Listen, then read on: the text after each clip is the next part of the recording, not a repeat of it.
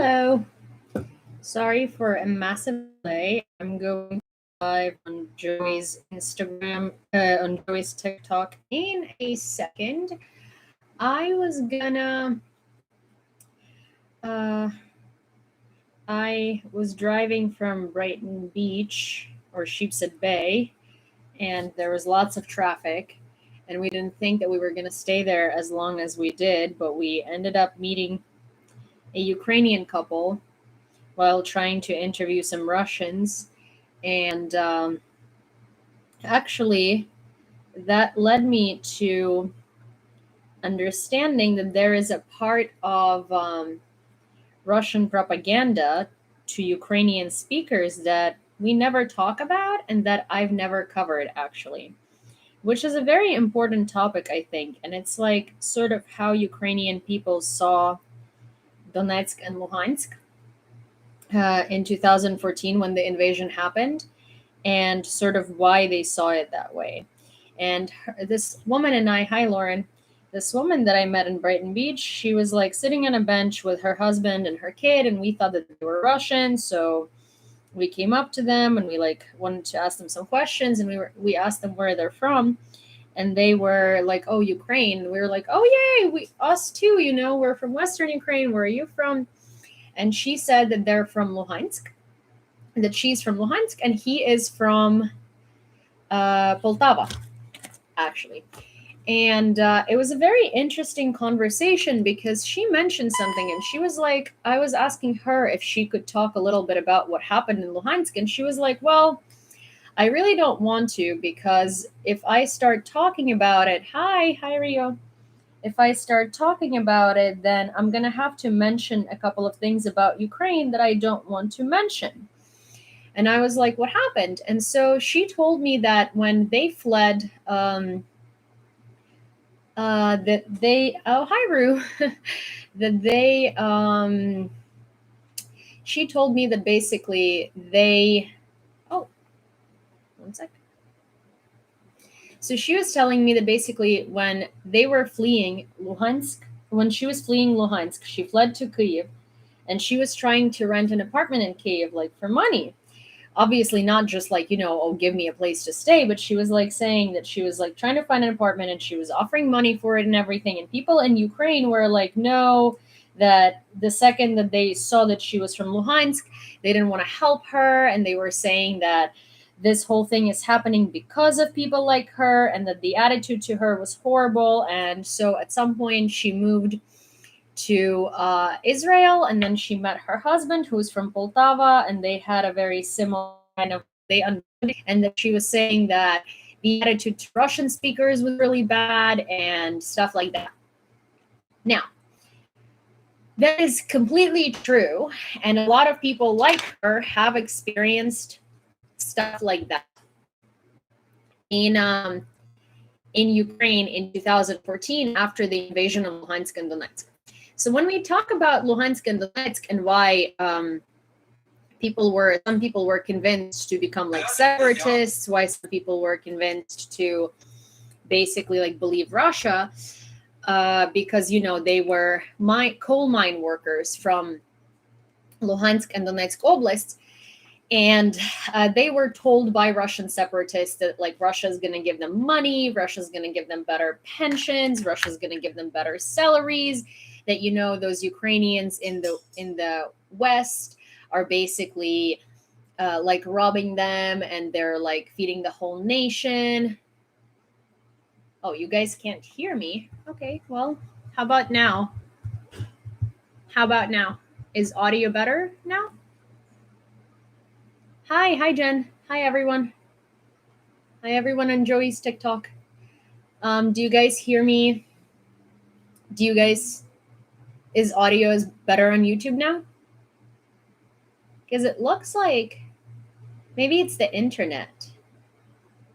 Audio is good. Okay. All right. So basically, what I was saying, yeah, my microphone was on very low. There is something wrong with your signal. So, oh, okay. So I guess some people are saying that audio is fine, and some people are saying that it isn't fine. I don't know. try exiting and entering back. But so yeah, so hi everyone on TikTok. My name is Yulia. I am going to be substituting for Joey for about the next 5 to 6 days. Hi, Joey impersonator. Hi, Joey is on a vacation, a much deserved one, and I was talking about an experience that I had today. Me and Vasil went to Brighton Beach, which is a very renowned, like Russian area in Brooklyn. Most people who live there are from some Soviet nations. Hi, Peter. Most people who live there are from like post-Soviet nations or from Soviet Union, or they migrated during Soviet Union. Basically, everybody who lives there is a Russian speaker. There are a lot of Kazakh people, Georgian people, Albanian people. Basically, it's like the Eastern Europe of Brooklyn. And so we went there in the hopes of interviewing some Russians about their opinions on the war in Ukraine. Now, we didn't get to interview as many Russians as we wanted to, but I personally met a Ukrainian couple from Luhansk. And as you might know Luhansk as LNR. And LNR basically is the territory, Luhansk is the territory of Ukraine that's temporarily under Russian control, and Russians call it LNR, which is Luhansk People's Republic, or LNR, LPR, whatever you want to call it. Hi, Lauren. And so me and this woman started talking, and I was asking her if she wouldn't mind going on record on camera and talking a little bit about her experience fleeing LNR. And she said, well, if I'm going to talk about my experience fleeing LNR, I'm going to have to talk about things that happened to me in Ukraine as well, and I don't want to. And I was like, okay, well, then talk to me off record, right? And so she mentioned a couple of things that are, thank you, Jeff, thank you so much. So she mentioned a couple of things that were very important, and I actually want to bring them up. They will show Ukraine from a very bad light, but I will explain to you basically how that came to be, why that came to be, and how widespread Russian propaganda is even among Ukrainian speakers. Because when we talk about Russian propaganda, we always talk about how it influences Russian-speaking people because they watch like Russian television and stuff like that, right? But we never talk about how Russian propaganda seeped through into a Ukrainian-speaking society as well. So the woman said that when she fled Luhansk in the beginning of the invasion, which was 2014, the second that she knew that Russia was going to invade, because obviously there were all signs to it. There were Chechens coming in. There were lots of separatists coming in. There was lots of like pro-Russian propaganda. There was a lot of like crazy stuff going on, and obviously they knew that Russia was probably going to invade. Hi, Kathleen. Hi, everybody on YouTube. So also, I have a YouTube running as well. I do simultaneous streams here and on YouTube. I do have my own channel. It's Yewleea. If you're here for Joey, you're not going to find him here for the next 5 days. I am going to be the Joey substitute or an impersonator, whatever you want to call me. If you prefer YouTube to TikTok, then please find me on YouTube. It's again Yewleea. I also have a TikTok channel where I talk a lot about Ukrainian culture, history, and context in terms of current events. And also I do the news reading. So after this catch up, I will be reading Ukrainian news for the day. But so basically, I was talking to this woman, and she said that when she fled Luhansk in 2014, when Russia finally invaded, as in like they were expecting it to happen, they came to Kyiv and they were trying to rent an apartment, and nobody would rent to them because they were from Luhansk. And a lot of people were like very, very, very, very hostile to them because they were Russian speakers. And a lot of people were saying that we are in this situation, the invasion and everything, because of people like her and because of Russian speakers from Donetsk and Luhansk. And she's not wrong. There was a period of very hostile treatment of people from Donetsk and Luhansk in Ukraine in 2014, 15, 16, 17, and maybe even 18. Because what ended up happening is how Russia convinced people in Donetsk and Luhansk some people in Donetsk and Luhansk to take the pro-Russian side, because those people are hardworking coal miners who work very long hours and make very little money because it's an incredibly blue-collar job. And so Russia was like, oh, you are making money for the whole country. The whole country is surviving on your labor. And people in the West, those Banderovites, they're basically eating off all of your money. And you're the only ones who are like putting an effort into the economy of this country. And nobody values you, those Ukrainian speakers. And those people were like, yeah, you're right. I mean, I am working like 24/7 like a horse and I'm getting paid nothing. And they were like, Russia's going to pay you more. Putin loves the Russian speakers, like you guys are Russian, whatever. And so a lot of people bought it. And the way that it was done through like Russian television and through hired separatists. Meanwhile, in the Ukrainian speaking part of Ukraine, we were watching Ukrainian channels, but a lot of them are owned by oligarchs in the parliament who were adjacent to Russia and who were on Russia payroll as well, who were making lots of money in Russia and who were like Putin sympathizers and who had ties to Russia. So what they were saying in the Ukrainian part of Ukraine is that all of those people wanted to be a part of Russia from the beginning, and that all of those people absolutely hate like all of us Banderovites and stuff like that, and that they want to be a part of Russia and that they want to separate, and that they don't want to have anything to do with Ukraine, and that Ukrainian to them is like a language of Hicks, and that they're waiting for the Russian liberation and like whatever, and they're waiting for the Russian people. And so the picture that they painted was that Luhansk and Donetsk wanted to be taken over by Russia, and then Russia came, started torturing them, didn't give them equal rights because they're Ukrainian and stuff like that. And then they were like, oopsie doopsie, actually, we don't like it here, so we're going to flee. And that's the picture that they painted for the Ukrainian speakers. So for a very long time, the rest of Ukraine thought that LNR and DNR came to be because the majority of the people there actually wanted to be a part of Russia, but then Russia came in and Russia, did not fulfill any of their promises. And so they were like, oopsie, we want to be back in Ukraine. So there are people like that. They're a minority, right? But most people actually did not want to have anything to do with Russia. It was just like very carefully crafted propaganda. And so when that girl fled Ukraine, she fled to Kyiv. And she was saying that people were treating her very hostile because she was from Luhansk, and that people were telling her that, we are in this situation because people from Luhansk wanted it, and now you guys are like crying because, oh, well, Russia didn't treat you the way that you wanted them to. And so there was like no explaining to people from her side that she was like, no, the majority of the people didn't. It's just like we couldn't do anything about it, and we were trying to fight, and like actually most of the people who were fighting in the front lines in Ato in 2014 were Russian speakers.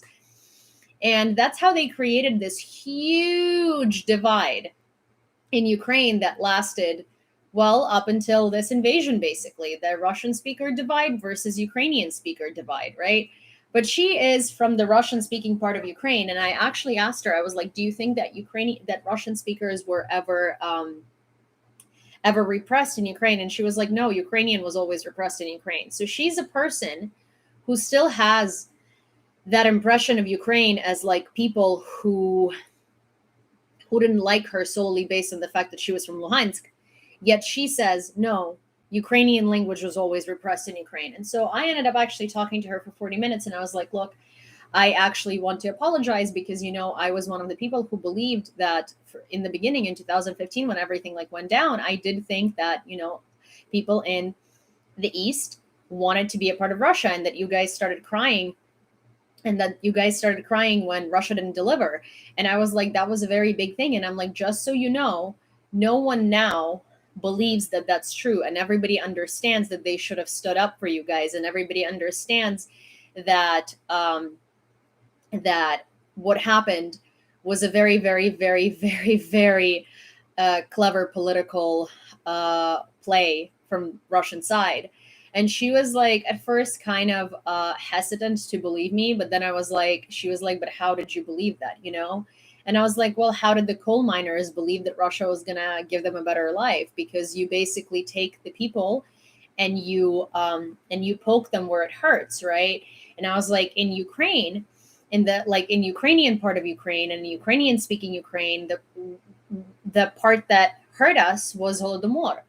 And what the emotions that TV was playing on was that, like, hey, all of this is happening because of the Russian speakers who always wanted to be a part of Russia and Russification and like blah blah blah. And remember your grandpas and grandmas and great grandparents dying of Holodomor? Well, that all happened because people like them.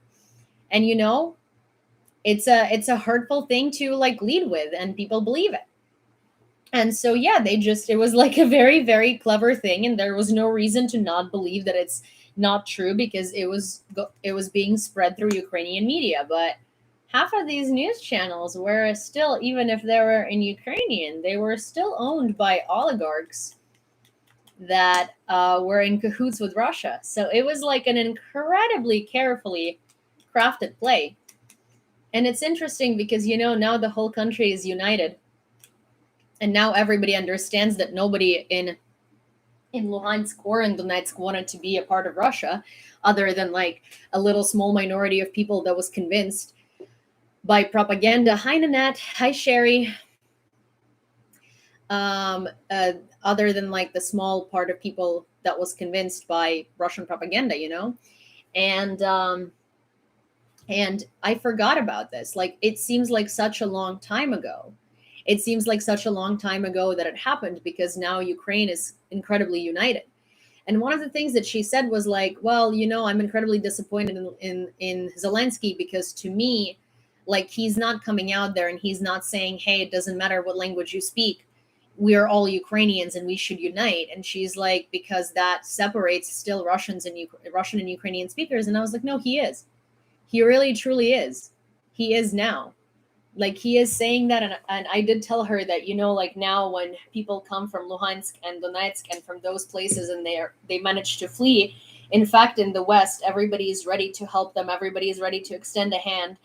And she was like talking about some relatives that she knows that to this day are biased against her, and say things like, oh yeah, so now you live in America, like, of course you all fled and you're doing nothing, and of course you fled to America while we're all like struggling here. And I'm like, okay, well, there are assholes everywhere, and I'm really sorry that that's your experience with your family and that those are the people that but just so so it hurts you less, I wanted to tell you that now we are all understanding what actually happened, and that as much as people in your region were fooled by Russian propaganda, people in our region were also fooled by Russian propaganda, and they created a divide. They created a divide between Russian-speaking Ukrainians and Ukrainian-speaking Ukrainians, and that we blamed all of you for Yanukovych because, the Russian-speaking population elected him, and that we blamed you for the invasion, and we blamed you for everything, basically.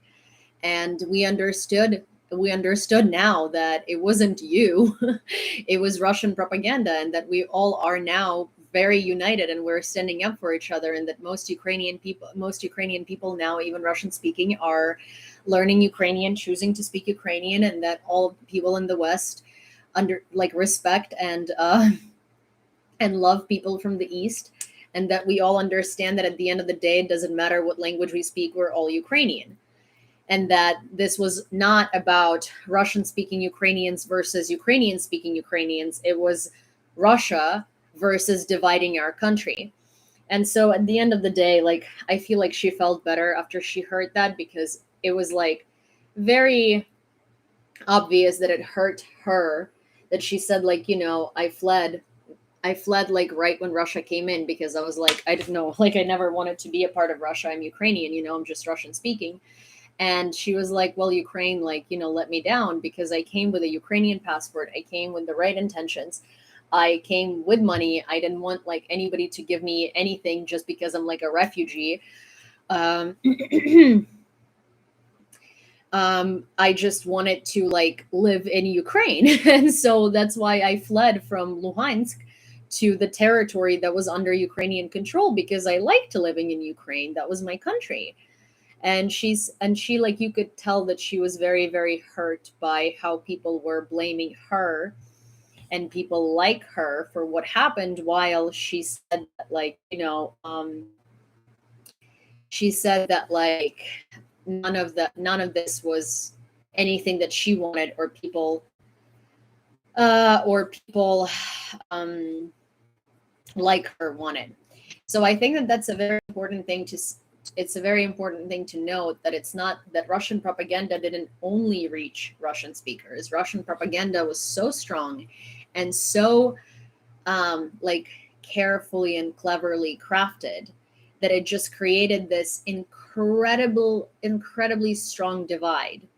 And it targeted all the right things. It targeted Ukrainian speakers where it hurt, and it targeted Russian speakers where it hurt, and it butted us against each other. And when the push came to shove, we actually were against each other.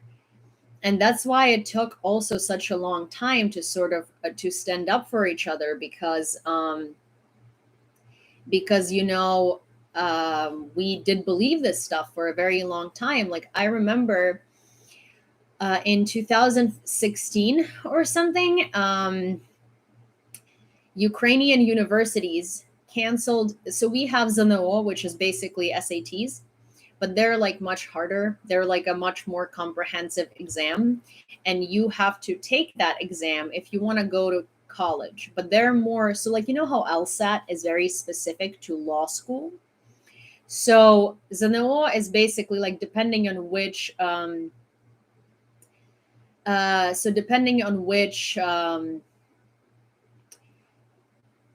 like major you're planning on. So in Ukraine, you have to choose your major. Like, you have to apply for a specific major to a specific faculty in the university. So depending on which major you choose, you have to take different subjects for yours in the law. And I remember vividly that in 2016 or 17, they decided to cancel the ZNO requirement for kids from LNR and DNR if they wanted to go to Ukrainian colleges and like universities. And I remember being freaking furious. I was like, oh, so they're going to choose to be a part of Russia, and you're going to make it easier for them to go to Ukrainian schools? Like, haha. Because they were saying that, like, Russian programs, which is true, are much more delayed and like shittier than Ukrainian programs. So there is no way that these kids can actually take ZNO and pass it. But we should give them a chance to get an education in Ukraine and get back to Ukraine, right? And I was like, why? So they wanted out of Ukraine. Now they don't like it under Russia because they understood that, like, Russians don't care about them, and we're gonna give them like a free pass. And that was a very common attitude until I started researching it a lot more. And I was like, well, actually, that is a brilliant move, because these kids have the ability to come back to Ukraine, and they have the ability to be educated in Ukrainian colleges, and they have the ability to actually get education rather than like being in these Russian like institutions that actually don't give a shit about them. And that's the whole thing, where like they did not want to be a part of Russia. They just blatantly got invaded. And so a lot of people since have understood exactly what Russian propaganda did and how. But for the time being, it was it was incredibly successful.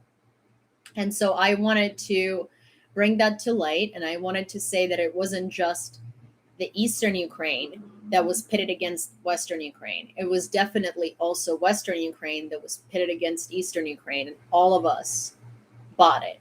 All of us participated in it, and all of us bought it. So that was like Russian propaganda success real, because they managed to do exactly what they wanted to do. They wanted to divide Ukraine, and they did. And that's why, this time they thought that it was going to be the same thing, and it was going to be just as easy, except people understood exactly what happened.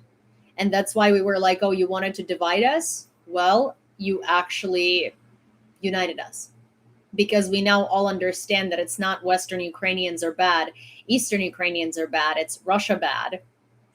And Russia has done this single-handedly and succeeded, and we let them. So, yeah, they just targeted very different things when they were approaching like the West versus the East, So there is that. And it was very smart because, they were saying that Western Ukrainians hate Eastern Ukrainians, right? And then they said to Eastern Ukrainians, to Western Ukrainians, that Eastern Ukrainians hate Western Ukrainians. And that was not true. But then with the propaganda, it became true. So they were like, see? And we were like, yeah. I mean, propaganda is one thing, but look at the attitude. So it was such a masterfully done thing. Honestly, it was brilliant. Except they got lazy because they thought at the end of the day that they've accomplished everything now and they don't have to try anymore. So yeah, that's something that I wanted to tell you guys, and that's something that I thought was very important to talk about. Please let me know if you have any questions that I could answer on this regard before we dive into the news, because that was just a very interesting thing that I realized all of us forgot about and all of us just don't talk about anymore. But it is, I think, very important to bring to light, and I think incredibly important to not forget to mention, because uh because yeah, that's another way of how Russian propaganda seeped through the cracks, and we all fell for it, because we very often like to say that, oh, people in Eastern Ukraine fell for propaganda. But in reality, we all forgot, and I forgot, and all of us in the West forgot that we too fell for propaganda. It's just we did not fell for pro-Russian propaganda. We fell for anti-Eastern Ukrainian propaganda, which might be even worse because we fell for like, oh, these people are bad, and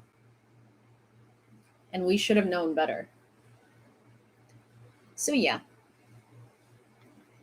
So it was a very, very masterfully done move. And I think it's incredibly upsetting that we weren't able to see exactly what was happening and why it was happening and how it was happening.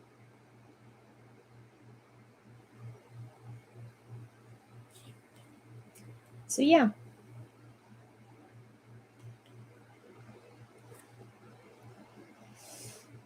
If anybody has any questions on the topic, please let me know. Otherwise, we are going to deep dive into the news, and we are going to read the 82 updates that we have for today. And then we are going to chit chat and catch up a little more just on, life.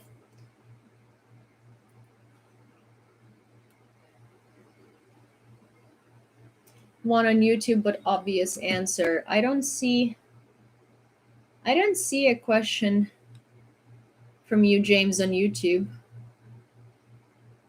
I don't see a question from you on YouTube. So, is there more? Oh, I see. Sherry, thank you for sharing that. From what I heard, the oligarchs misled Putin that the DNR and LNR wanted his help.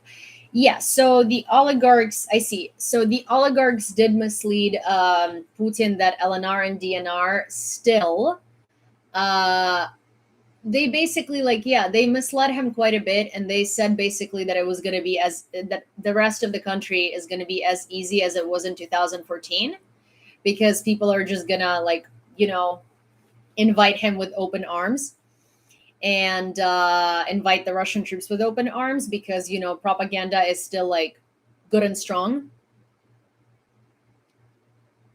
Yeah. So I just actually switched it to live chat, not top chat. Thank you. Hi, you're seeing me on an account named Joey Contino because Joey is on a vacation and he asked me to keep his followers updated, and I through videos, but I decided to actually do my lives because he's more a video guy, I'm more a lives guy, or girl, and so I figured I'd be doing lives on my YouTube and on Joey's channel. So yeah.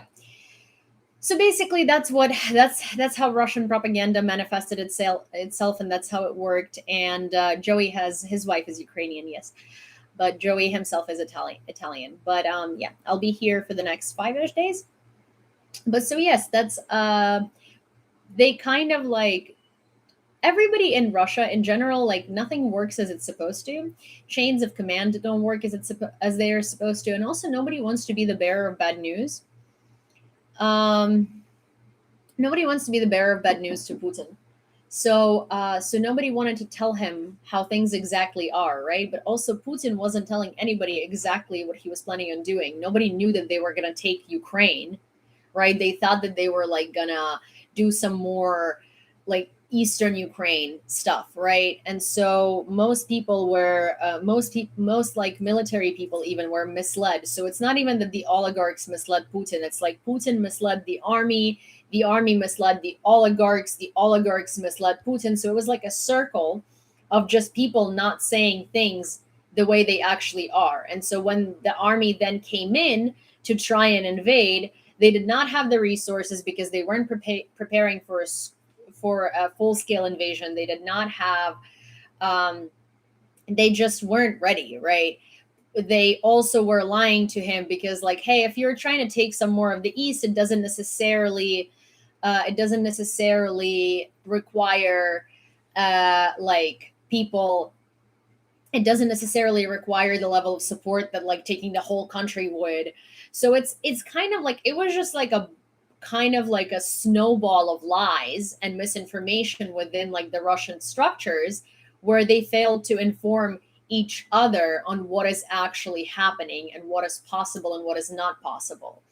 There was a really great article or a really great email that was leaked on Facebook in, I want to say March or April. No, April.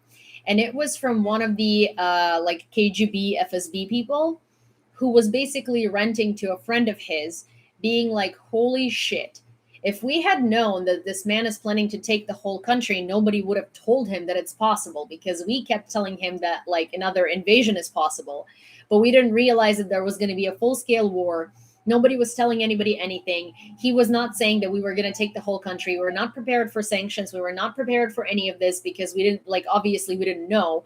And had we known, we would know that the world would impose sanctions, because obviously we can't try to take the whole country and get away with it. And so he was like ranting about how everything was so disorganized, how nobody knew anything, how all the chains of command and chains of information were like really screwed up. Thank you, XMR. Thank you so much. Really appreciate it.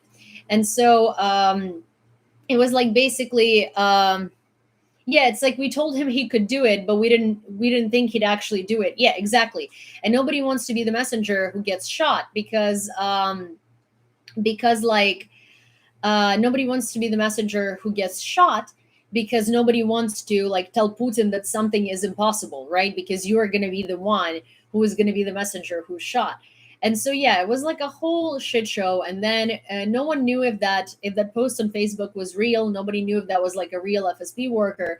But then a man on Twitter who actually used to work for FSB, who's a former FSB worker, came out and said that it does sound very realistic and that it is like an actual FSB worker, but they cannot confirm their identity, obviously, because they don't want to like leak them out, and that it's like 99.9% very like real information. So yeah, so it was just like everything in Russia is very corrupt, and no one wants to tell Putin that something's going not right. So Putin doesn't even know the actual state of his country. He just like wants to, he just wants an empire. Yeah, he has a messiah complex, 100%. And so everybody's a yes man, in his society, because he's a dictator. Everybody around him is a yes man. And that's usually why dictators fail, is because they do not surround themselves with logical people who are going to like push back and who are going to tell them things how they are, and who are going to like assess the situation and be like, this is not real. Like, this is not realistic, right?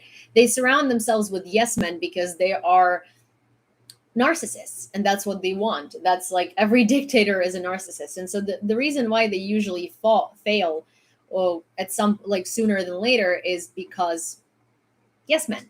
So yeah, so I hope that answers the question. I know it was a very extensive answer for the question, but yeah, it was not just like oligarchs misleading Putin. It was like Putin misleading the army, Putin misleading the FSB, Putin misleading Putin misleading the FSB misleading the army misleading the oligarchs misleading Putin. And it was like a whole just like a really bad cycle of people not coordinating, right?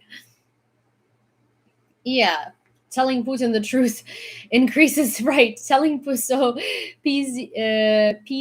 says telling Putin the truth increases the chance of falling out of a window, right? Exactly. Or there is this like, there is this joke we have in Ukraine, and we call it typical Russian suicide. Two dots. You get stabbed in the back 15 times. Then you get shot in the head 3 times. Then you write a post-mortem note or like a suicide note, and then you and then you jump out of the window. So that's a typical Russian, that's a typical way to take your own life in Russia. Which you see where I'm going with this, right? Because most of the times that somebody is literally taken out in Russia, it's like, oh, they took their own life. Like, yeah, but their autopsy says that they had like 3 stab wounds in the back, and they were shot in the head from the back too. And it's like, nope, no, that was they took their own life. That's how these things work. Yeah, and they were like not even jumped out of the window, and then and then you get pushed out of the window, and that's like a typical, it's a very typical way of ending your life in Russia, your own life. Hi, Jillian. Hi, good to see you. Oh wow, I really like that. See, I very rarely see comments be so active on YouTube, and I do really like it. And I actually do prefer the way that comments are structured on YouTube. I actually should have pinned the comment from Sherry, because then if somebody rewatches it, it'll like have the comment pinned, and you know what I'm talking about and exactly the comment that I'm addressing. Alrighty, so I am going to jump into the news. I'm actually going to do the thing that Arevosas does very often, and I do not have the like super chat or super questions or whatever, but what I am going to do is, if you ask a question on YouTube, because I can easily pin it, and because it then shows in the replay what we were talking about, if you want me to answer questions while I'm reading the news pertaining to like the things that I'm reading or something that pops into your head, please feel free to submit them on YouTube. I will pin them and I will answer them without having to do like a separate Q&A at the end. Although we are still going to do a Q&A at the end if you guys have any more questions from TikTok, but I just think that YouTube is so much more convenient, actually. Like now that I've been doing more lives on YouTube, I actually prefer it so much. It's so good. But yeah. Anyways, okay. So, and also I can see it on like a wide screen. It's fantastic. But yes, so I'm going to do that. Okay, so not now related, but what are the watch hours looking like? Oh my gosh, one of my videos got taken down because some like, I don't know, like Russian music got copyrighted, and then something else got copyrighted, and they just took down the whole video. And I like messaged them and I was like, hey, just let me know what exactly was copyrighted and I'll just take it out, because I'm doing the news. And so they took out 100 watch hours. So they're like at 1600, I think, but they were at 1700, and it's so bad. So yeah. If you have the ability to watch this from YouTube, please do, because that significantly contributes to my watch hours, and that really does help a lot. My YouTube is Yewleea, and all of my lives are saved on YouTube. So if you didn't make it to the live, you can rewatch it later. Very convenient. Okay, so let's dive in. In Kherson region, the Ukrainian armed forces struck an enemy stronghold in the invaders' BK depot. I have been leaving the playlist on overnight, but the undoes all that I've done. Oh yes, and please hi audio producer. Audio producer, if you have YouTube, please follow me on YouTube and watch my live streams on YouTube. And if you missed any, you can re-watch them on YouTube. In Kherson region, the Ukrainian armed forces struck an enemy stronghold in the invaders' BK depot. In addition, the Ukrainian military struck the accumulation of the invaders' manpower, weapons, and equipment of the enemy in the area of Blagodatne and Davydiv Brod, reports the spokesman of the Operational Command Pivden Vladislav Nazarov. And locals report hitting BK invader trains in the area of Novokakhovka, Chernyanka, and Raiske as well. Russian troops hit Nikopol several times during the night with MLRS. The invaders directed more than 60 shells at residential areas and urban infrastructure. Preliminarily, one person was wounded. This is a 75-year-old woman. She is in a hospital. A dozen private houses were destroyed. Water and gas pipes on one of the streets were damaged. A hospital, an industrial, and a power plant and a port were hit. Specialists of different services work at the site. They're restoring the damaged networks and figuring out the scale of destruction. Invaders carried out 4 strikes in the industrial zone of Kramatorsk. Mayor Alexander Honcharenko. The German foundation that financed Nord Stream 2 is withdrawing from the project. According to the head of the fund, Erwin Sellering, the organization wants to sever all ties with the Nord Stream 2, paying 12 million euros of its obligations. At the same time, as noted, it is not yet clear whether the company can carry out the necessary financial transactions given the EU sanctions against Russia. Also, an interesting piece of information that is not in this, but Vasil actually saw today on the news, is that a Ukrainian woman in Lviv was not accepted to a job because she refused to speak Russian on that job. And it's very interesting because the company is based in Lviv and her job application was in Lviv, which is a predominantly Ukrainian speaking area. But apparently some companies still require you to freely speak Russian and speak Russian in your everyday life in the company because, well, you have a lot of Russian speaking environment and you have a lot of like Russian speaking obligations and stuff like that. And that to me, I know that this is going to blow up countrywide, and I know that the president is going to like create some law that literally forbids you from using Russian or something like that. Or I don't know, like that Russian shouldn't be a requirement, but that is absolutely abominable that somebody was not accepted to a job they were qualified for, the job offer that they received, because it required you to speak Russian on a daily basis, and you said no, especially since that job was in Lviv.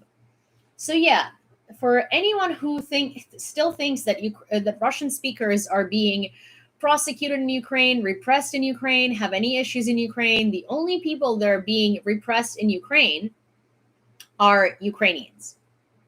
Ukrainian-speaking Ukrainians. Yeah. Exactly. And so because you have to communicate with a lot of Russian speakers and you have to like write Russian things on websites and stuff like that.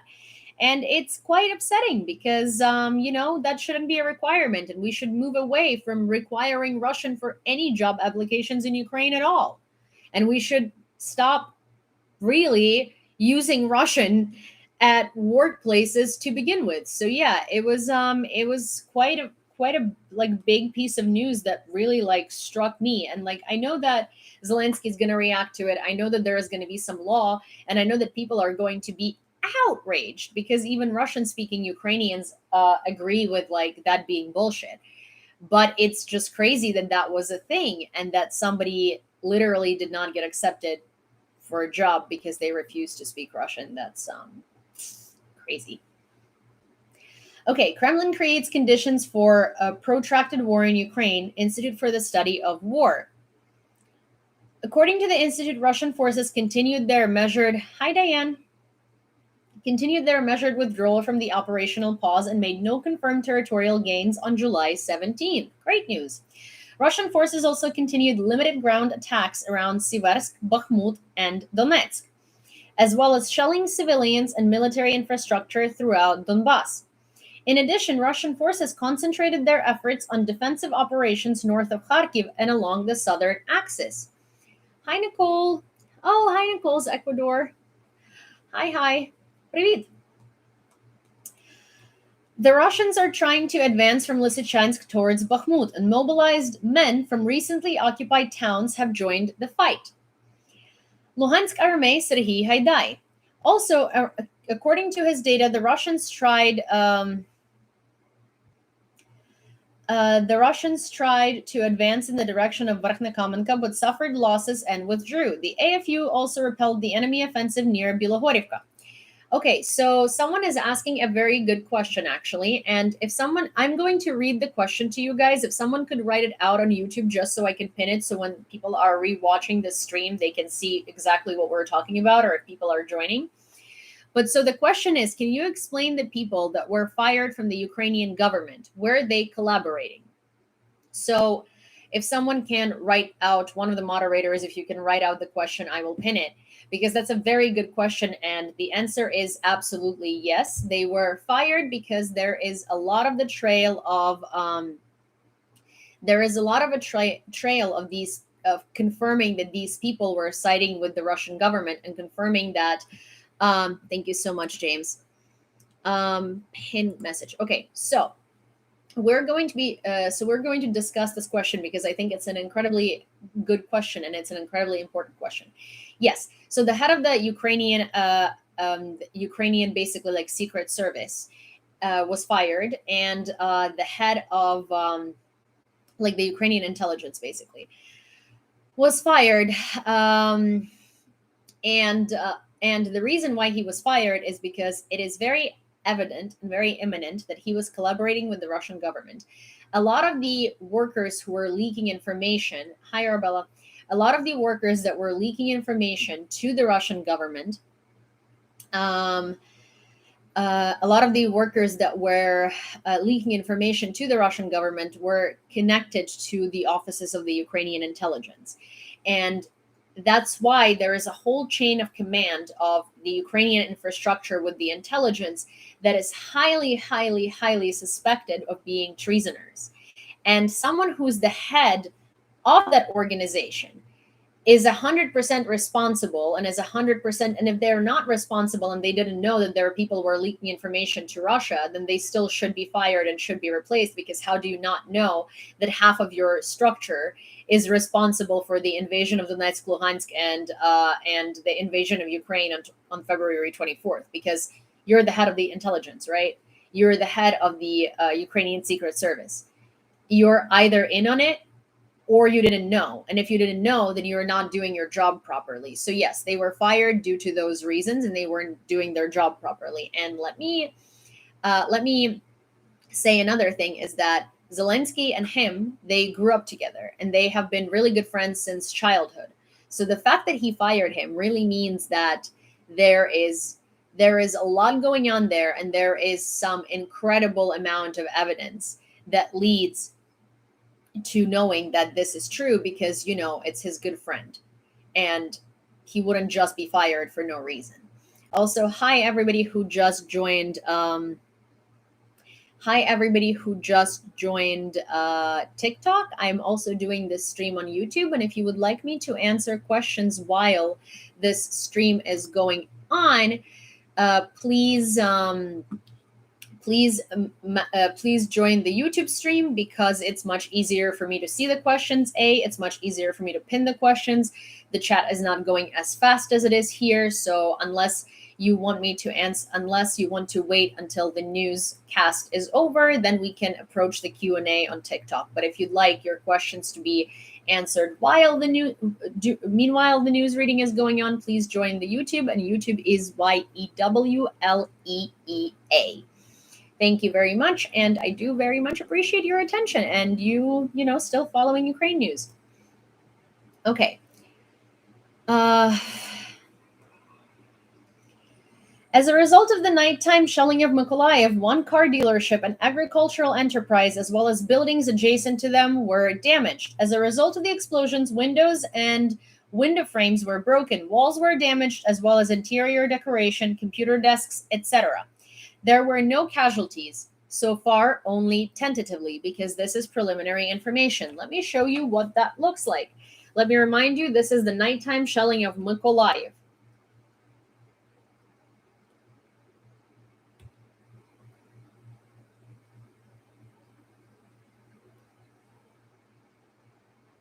This is what that shelling looks like. That is quite a blast.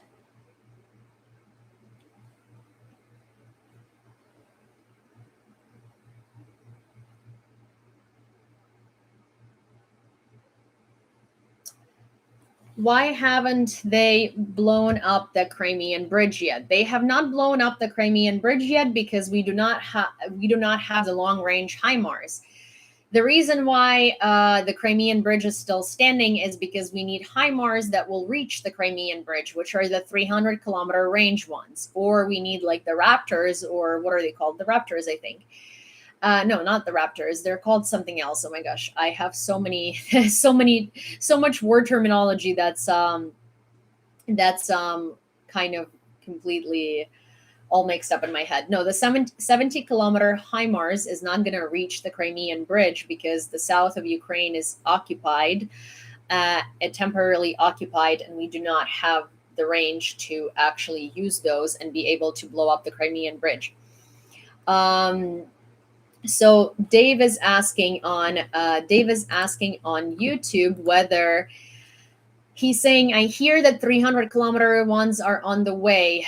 Is that true? Do you know the HIMARS? So there was speculation that these HIMARS were going to be on the way and that they were being given to Ukraine. Now, what was actually said is that the Ukrainian defense minister absolutely believes and has no reason to doubt that the American government is going to give us the 300-kilometer range HIMARS that we've been asking for, but there have legitimately been absolutely no confirmation of that. It's all just rumors. The only thing that was confirmed is that the Ukrainian defense minister Alexei Reznikov said that he has no doubt that at the end of the day we are going to get those weapons because we are not going to use them to attack. We're going to use them to defend and, well, to blow up the Crimean Bridge, which the entirety of the world agrees with blowing up the Crimean Bridge because it will make it significantly easier for us to defeat Russia because they're going to have one less way to deliver weapons and to replenish.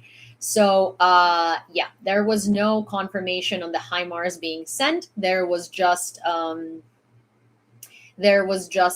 the statement from the Ukrainian defense minister saying that he has no doubt that we are, at the end of the day, going to get those. So I don't know if it's true. It's a rumor that they're on the way. I mean, the US is sending us a lot of weapons that they are not really that they're not really putting forth in the news for a while. In the news for they're not putting it like to public knowledge because they don't, that's some up until it actually gets delivered, because they don't want to tell Russia exactly what we're getting. Though the American news do tell Russia a lot of what the United States is giving us, which I wish they did less of. However, yes, sometimes these things are true. I mean, there have been a lot of rumors, so I'm inclined to believe that that might be true, but no confirmation so far. Okay. Invaders shelled the Kyiv district of Kharkiv at night, head of the army Oleksiy Nahubov. Only civilian infrastructure was damaged. Several floors of a 5-story building were partially destroyed. Also, the roof, the technical floor, and the apartments of the 8th and 9th floors of another apartment block were damaged. Fortunately, there were no casualties.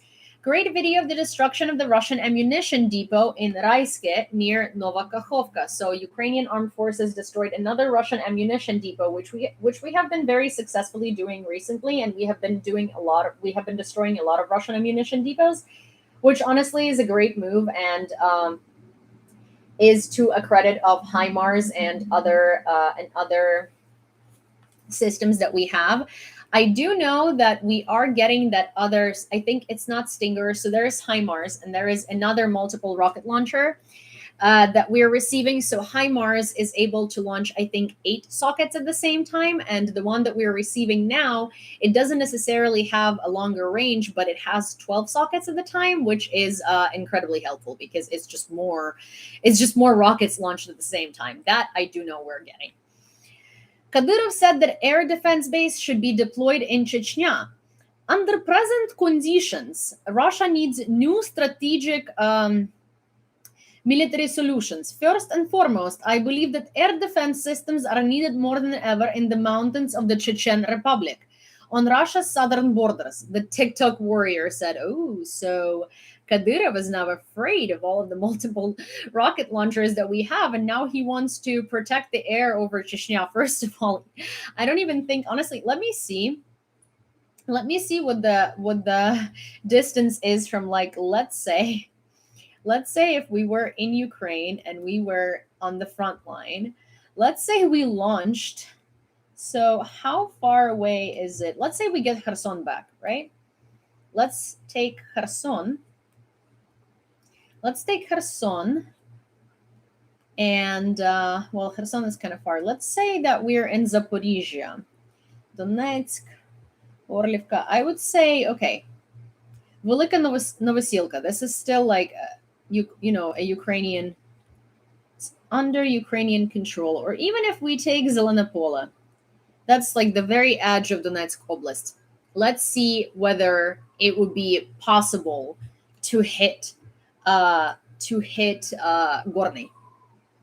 So also I'm using Apple Maps and it's so incredibly stupid. I absolutely despise Apple Maps. It's so bad. Let's do Google Maps. Google Maps.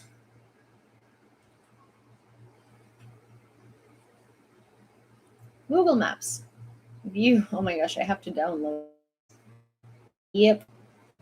Sorry, I just want to see if like I just want to see if it's even possible, because this is so funny. It's like this man is saying that Ukrainians have no chance of winning, and now he's asking for air defense systems over Gorny. But also another piece of news that I read because Theo sent it to me is that so I don't know if you know this, but there is Ramzan Kadyrov, who is the head of Chechnya, and then there is Jihar Dudayev, who was the head of Chechnya. And Jihar Dudayev is for Free Chechnya, and Kadyrov is the person who basically gave Chechnya up to Putin, and in basically in exchange of being the like main commander. And so there is now Chechen resistance, and there is a very high probability of Chechnya getting a civil war, because there are opposition Chechen forces that absolutely do not agree with Kadyrov and have not been agreeing with Kadyrov since the Second Chechen War in 1990s. And they are about to attack the Kadyrov government and basically try and free Chechnya again. So what it looks like to me is there is a domino effect from of these nations looking at Ukraine and being like, okay, we are absolutely not going to be to stay in Russia anymore. We really don't want to do that. It is abominable that we have to, and they're going to start fighting to they're going to start fighting for their freedom, because Chechnya starting something is quite interesting, and it's yeah, Grozny, sorry, not Gorny, Grozny. It's quite interesting, because Chechnya trying to get their independence back is a very large move. And if Chechnya tries to get their independence back, then Buryаты are going to try and separate their republic and their people from Russia into their own country, because Buryats are one of the minorities that's used the most as bullet meat on the front lines, and they're now refusing to fight in Ukraine. In fact, what they're doing is they're actually jumping out of military vehicles before the Ukraine border, or right as they cross the border. Hi, Yum. Because they really do not want to participate in the fight. They're now understanding that Russia is using them as bullet meat in like a, so basically, I think that if Chechnya starts fighting for its independence, then so will Buryatia. Yeah, I think that the Russian Empire is going to collapse, like sooner than later. Yeah, so basically, if Ukraine was to try and strike from it's like cannon fodder. So in Ukraine we call it bullet meat. It's like cannon fodder. But so if Ukraine was try and strike Chechnya, it is 1,065 kilometers from the closest point from the closest territory of Ukrainian-controlled territory where we could even launch a rocket. It is 1,065 kilometers from that point to Grozny, which is the capital of Chechnya. There is no HIMARS. There is no rocket launcher that we have that's going to reach that far. So they're crazy. So I think that Kadyrov actually knows that Kadyrov knows that there is like Chechen resistance, and that's what he's scared of. Yeah, a civil war in Chechnya would be very interesting for Russia. Okay, more than 1,019 children injured in Ukraine as a result of Russian full-scale armed aggression. As of the morning of July 18th, the number of wounded rose to over 666. What a number. On July 17th, as a result of enemy shelling of Novy Donbass village, Pokrovsk district, Donetsk region, Novy Donbass, Pokrovsky district of Donetsk region, wounded a 16-year-old boy. Also on July 17th, the invaders once again shelled the town of Bakhmut, Donetsk region. 3 children aged 2, 3, and 9 were wounded with varying degrees of severity. But what I do want to say as a last point to the whole like Chechnya civil war and how that would affect other nationalities within Russia, it's like if Chechnya has a civil war, Buryatia is going to want to separate from Russia too. If Buryatia starts separating from Russia too, then other nationalities are going to start falling in line like the domino effect, because they have been wanting to be their own separate nations for a long time, because Russia has been repressing their language, their culture, wiping out their identities, not giving them equal rights. They're minorities in Russia. However, what people don't realize is that if you take all of these minorities together, they are the majority, because the Russian people in Russia are really only in Moscow and St. Petersburg. Everything else is different minorities that do not have Russian cultures, Russian culture, that do not follow the same traditions. A lot of them are Muslim. A lot of them have their own religion. A lot of them have like their own, all of them have their own history and traditions that have nothing to do with the Russian nation. So so I think it's going to be a domino effect. And that's why when I said that, we are thinking of the Russian Empire collapsing with the family of Romanovs, and we are thinking of the Soviet Union collapsing with when Soviet Union collapsed, right? But the reality is that Russian Empire never collapsed. Russian Empire was just renamed to Soviet Union, and instead of the royal family, they were headed by the Bolsheviks. And then when the Soviet Union collapsed, Russian Empire still didn't collapse. It just lost some territory and got renamed to Russian Federation and got a different government again. But realistically, what we're witnessing now is the fall of the Russian Empire, is the fall of the colonizer.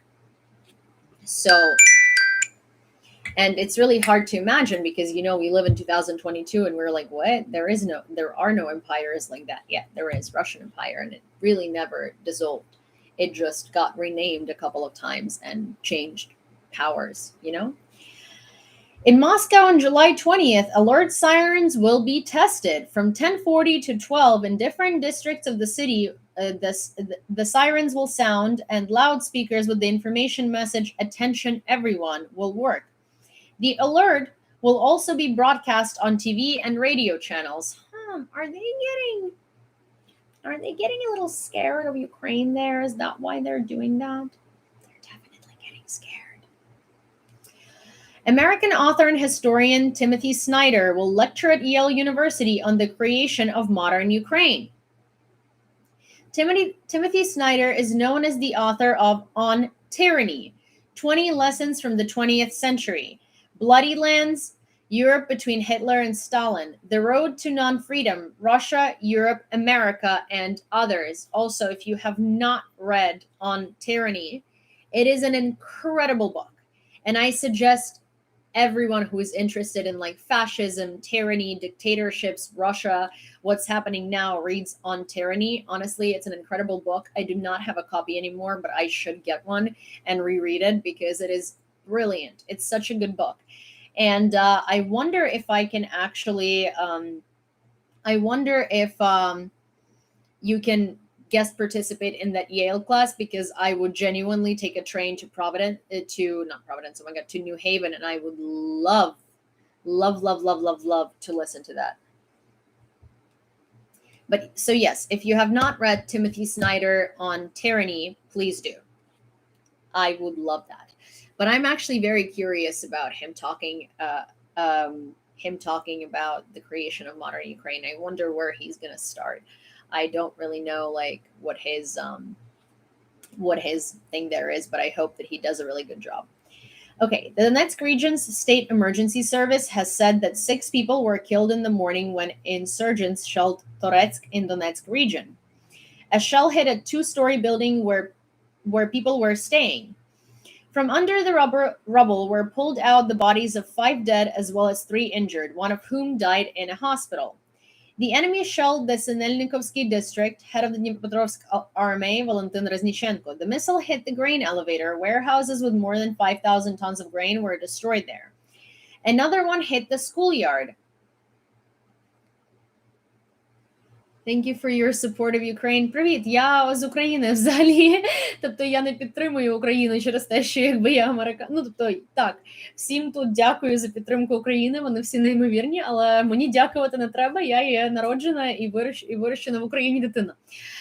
І це є не мій аккаунт, це аккаунт мого друга, мій аккаунт є ось такий. Це мій аккаунт.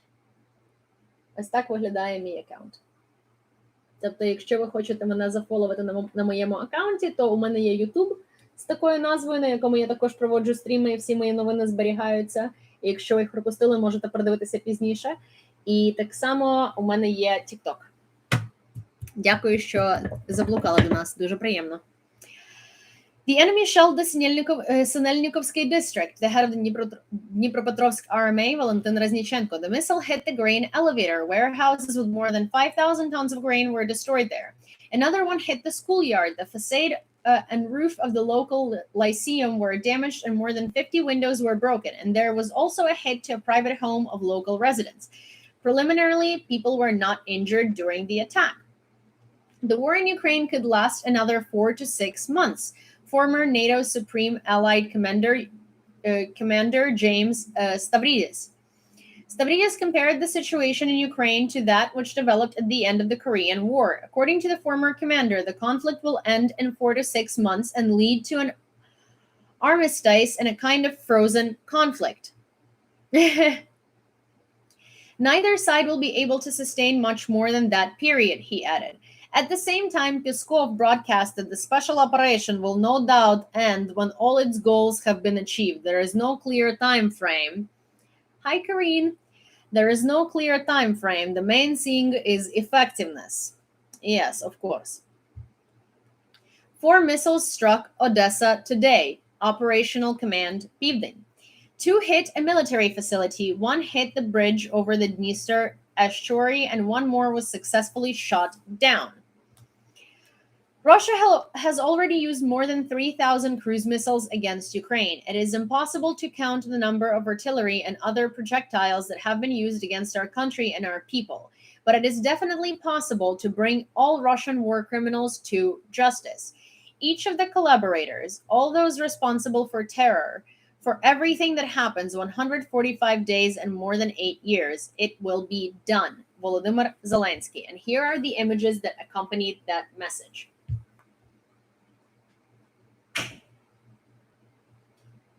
Hello. Are you okay? Yes. Can I ask you for a huge favor, Vasil? Yes, of course. I got ravioli at Target.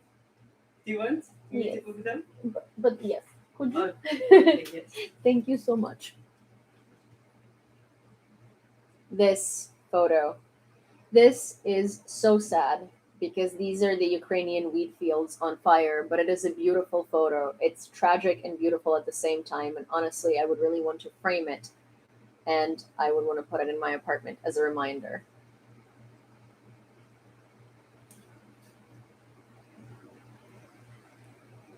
Let me go back.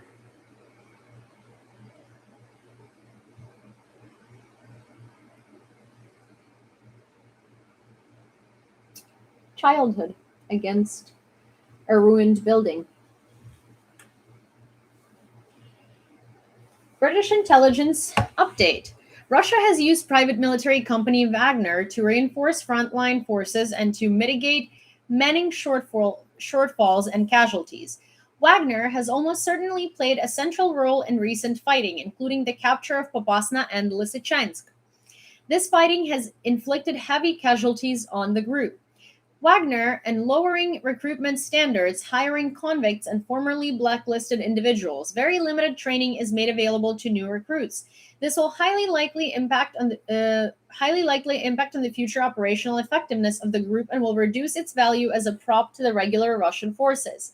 Wagner head Yevgeny Prigozhin, who is literally a Nazi supporter, and he's openly so Nazi supporter. He has a swastika with an eagle. He has like SS patches tattoos. You know, he is hi Daniel Worster. Yes, it is not a glitch. It is not a glitch. It is reality. I am substituting for Joey because Joey is on a vacation. If this is weird to you, then I'm also streaming on YouTube. If you don't follow me there yet, please go over to YouTube. And if you missed any of my news, you can find them there. For the next 5-ish days, I will be doing my evening news streams on Joey's page on TikTok and simultaneously on my page on YouTube. Okay, so Wagner head Yevgeny Prigozhin has recently been made a hero of the Russian Federation for Wagner's performance in Luhansk. This, at a time when a number of very senior Russian military commanders are being replaced, is likely to exacerbate grievances between the military and Wagner. It is also likely to impact negatively on Russian military morale. Russian commanders invaded Ukraine based on 1969 maps. Most of the infrastructure is missing on their maps. This is evidenced by the documents of the invaders seized by the SSU at the site of the temporarily occupied by the Russians districts of the Kharkiv region. So on the maps of the invaders, completely missing Saltiv residential area of Kharkiv, which has been built up since the early 70s of the last century, and the state border between Ukraine and Russia at all is drawn with a ballpoint pen because it was not on the maps at all. So Russians have invaded Ukraine based on these maps. This is a map from 1969. It is obviously not current anymore and obviously carries no meaning because, well, things have changed. This is basically a comparison of these maps. And so this is a map from 1969. This is a current map. So basically, this is a river. This is a part of this is like a water bank, right? It's a water dam. And it is missing here. There is another water dam that's missing there, right? Which they didn't account for. And then this is the Saltivsky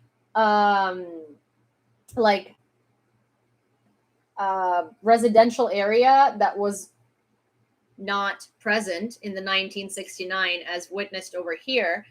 But so James says on TikTok, so Russia just assumed Ukraine built no roads or towns or reworked waterways. Yes, because that is largely true for Russia. Because in Russia, if you look at the maps from 1969 in terms of development, in most regions that are not Moscow or St. Petersburg, that is correct.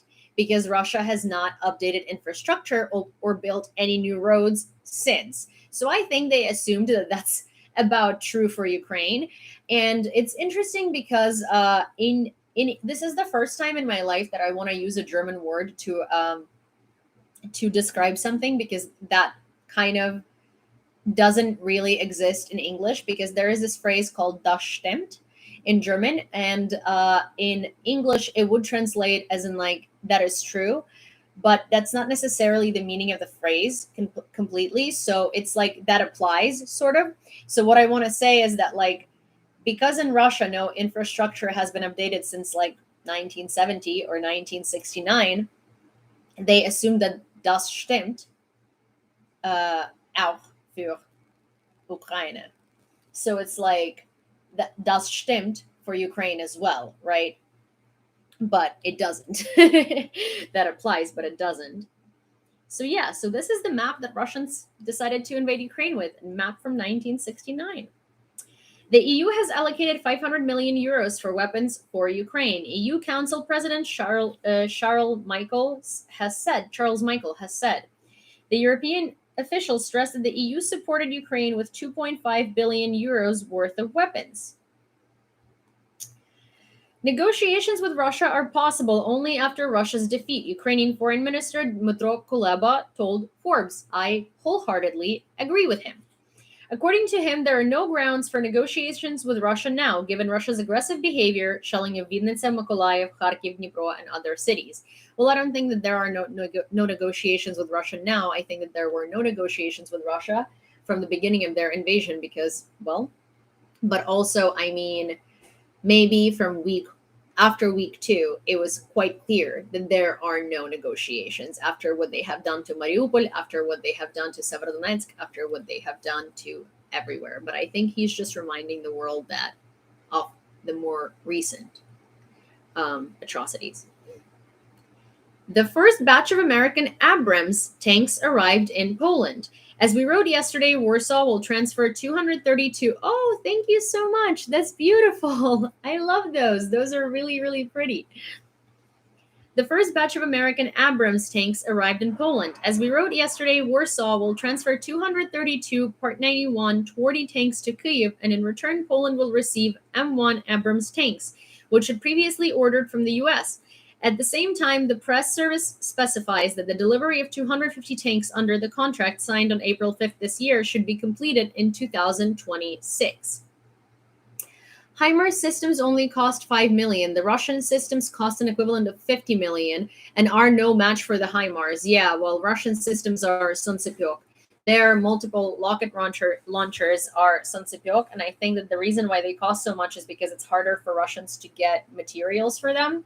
But this is what it looks like. Suntsepyok. Suntsepyok. This is what it is. It's these things.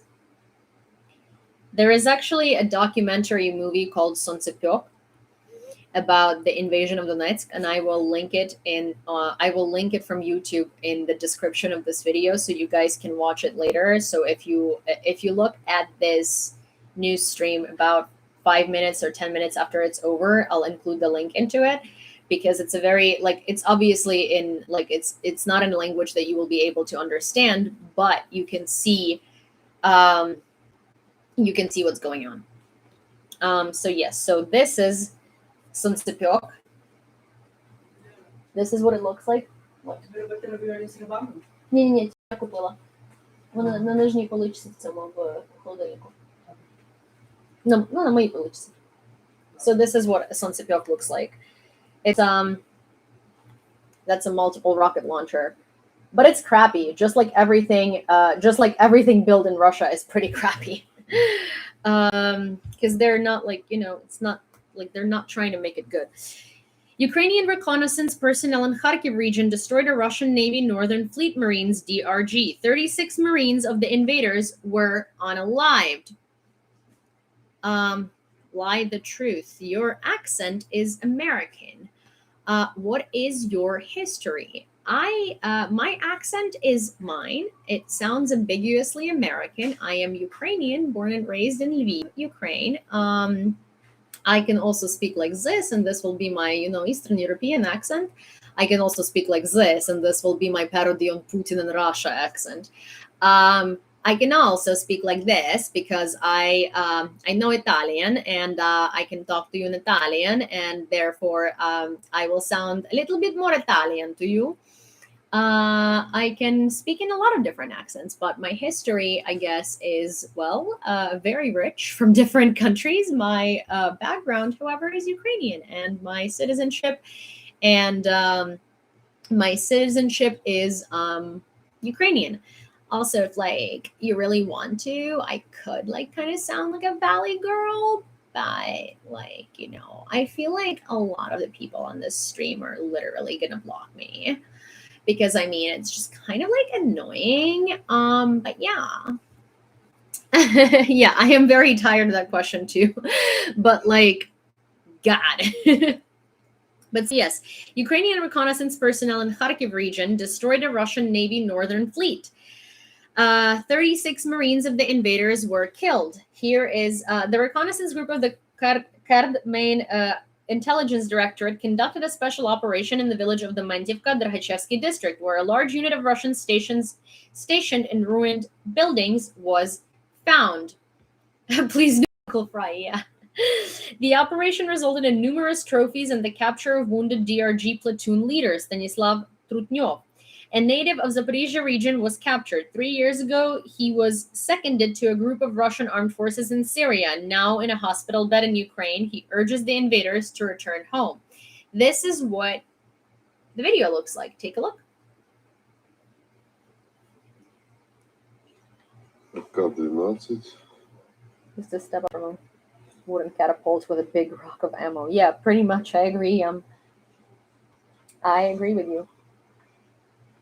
Я Трутнев Станислав Игоревич. Родился 22.06.89 года. Был призван в армию в 2008 году. Был Thank you, нас Paul. собрали в Печенге для проведения операции.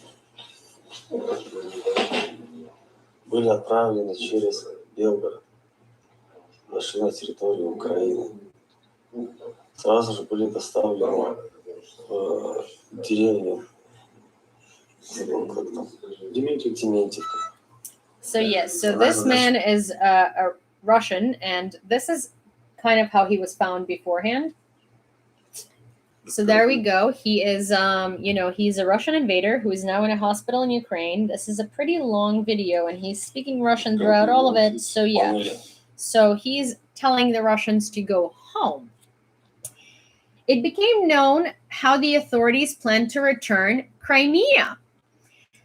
The main tool in the liberation of the peninsula will be diplomatic dialogue, but the military will still be the first to enter its territory. Therefore, the use of military elements in the deoccupation of Crimea will definitely be.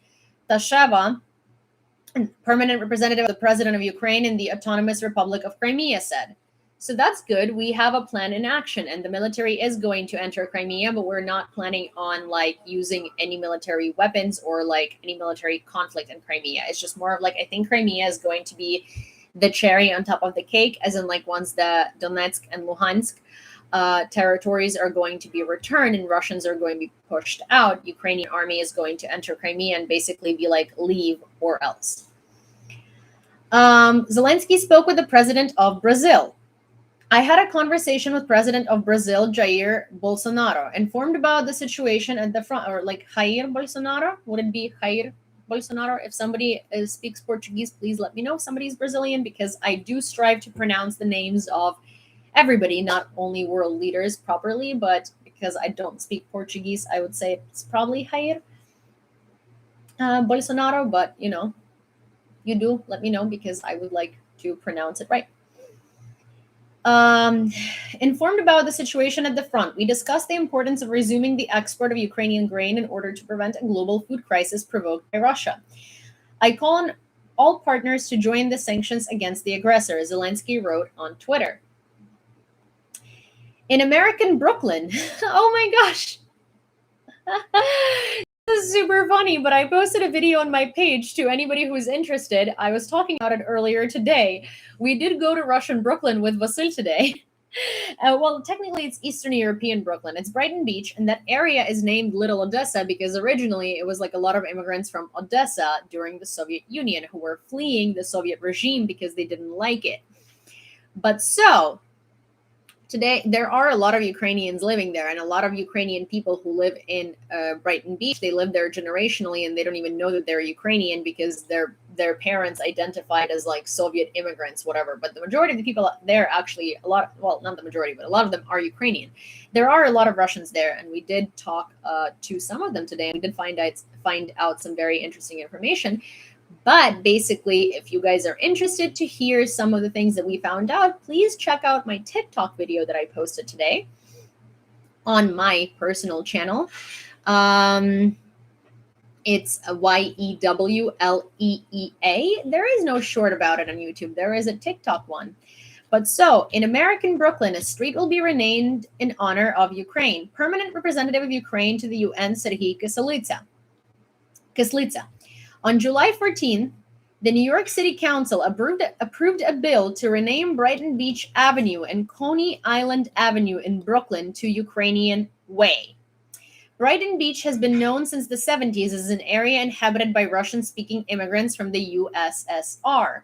For the document to come into force, it must be signed by the mayor of the city. So, fun thing is Coney Island Avenue and Brighton Beach Avenue are the biggest main streets of Brighton Beach, Brooklyn, which is predominantly a Russian neighborhood, or like a Russian supporting post as in post like Soviet country neighborhood. And there are a lot of Ukrainians there. So what that means is that the train that comes to Brighton Beach is going to be landing on Ukrainian Way. The main avenue of that entire neighborhood is going to be the Ukrainian Way.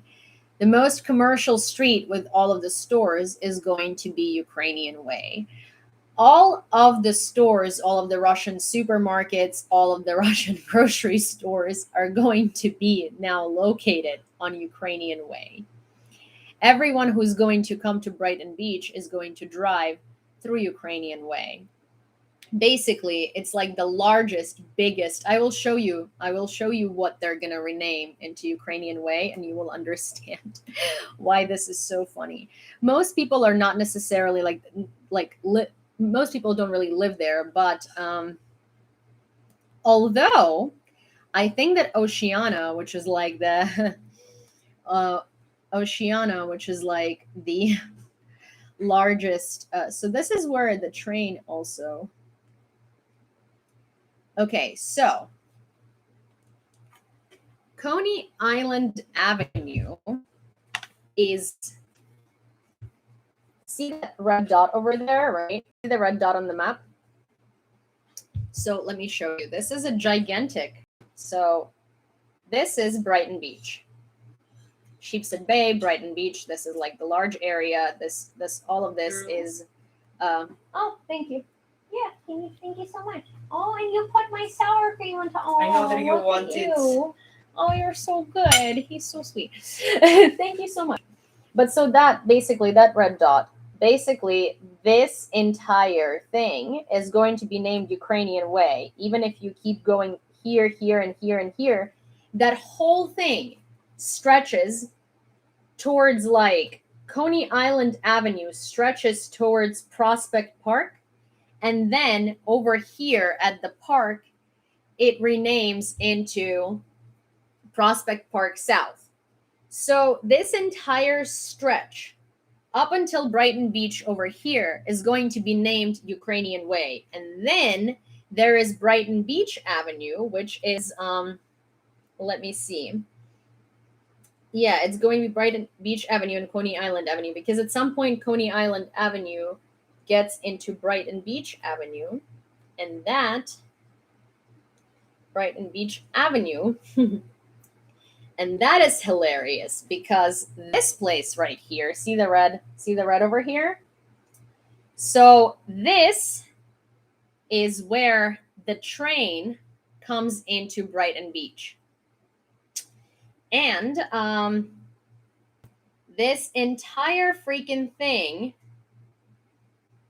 here, so it's hard for me to show you, but this entire freaking thing, the entire stretch over here is Brighton Beach Avenue. And that, oh, sorry, it's hard to show you, but basically where that red dot is, from here to here, that entire thing is Brighton Beach Avenue, and that's where you get off the train. So when you get off the train in Brighton Beach, you are going to be getting off at Ukrainian Way. So if that ain't victory, I don't know what is. And now Coney Island Avenue, which is this huge thing, is going to get renamed, which is awesome. I can't, this is so funny.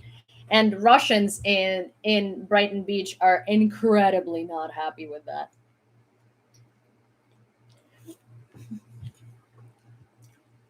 Which makes me very happy. I'm happy that they're unhappy. Russia's Gazprom announces Force majeure. Yeah, I don't. Hi, Rowan.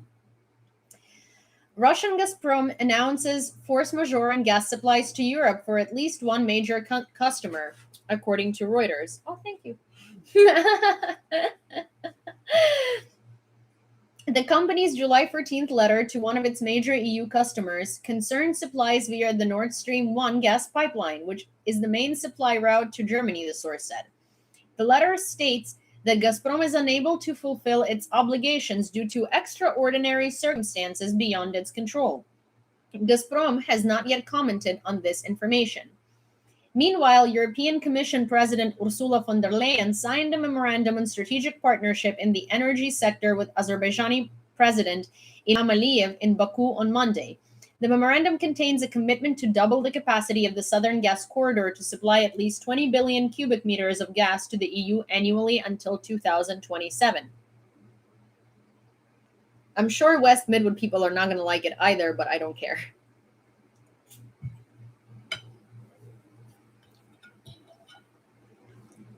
Sorry, not sorry.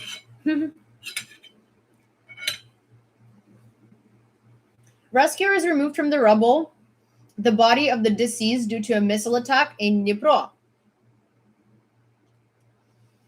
Search and rescue operations at the industrial enterprise have been completed.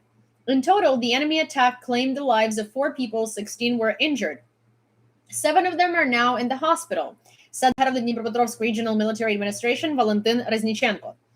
For 3 days, employees of the State Emergency Service dismantled more than 325 tons of the destroyed metal structures at the enterprise. Also, yes, to someone who said Vasil is so sweet. Yes, he saw me from the other. I'm just eating burrata and it's like lemon burrata ravioli from Target. I've never had them before, but they're actually pretty good.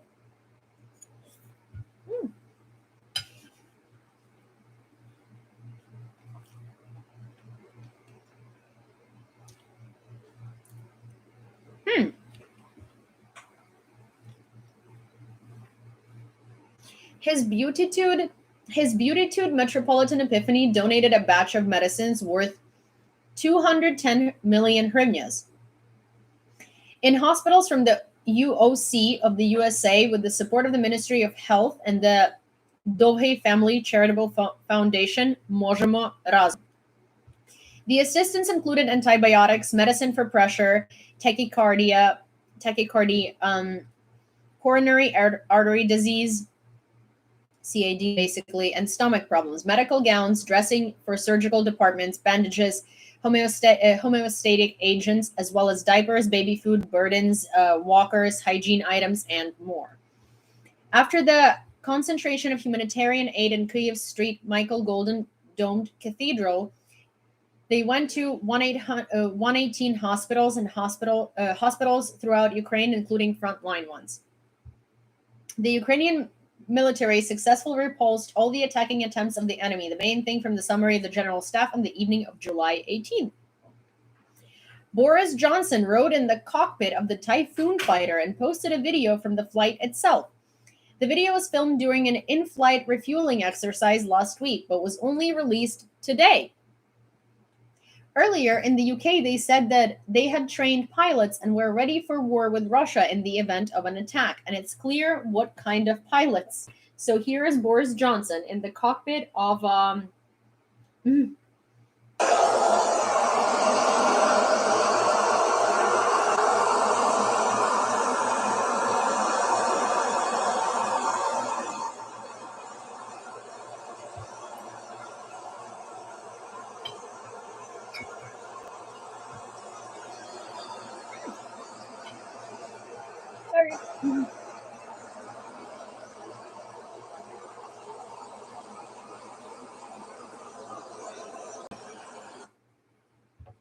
That's interesting.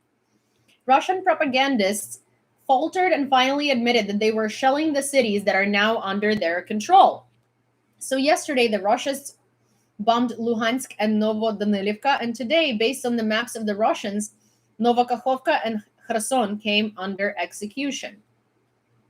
Ukrainian armed forces struck at Novokakhovka, said deputy of the Kherson Regional Council Serhiy Klan. I wonder if Novokakhovka will overtake Chernobyevka in series. There was a strike of Russians in the area of the asphalt plant, like concrete plant, which is on the bypass road, he wrote on Facebook. Mikhailo Podolyak, advisors to the head of the presidential office, responded to Stavridis, stating that Ukraine is not Korea and Russia is not North Korea.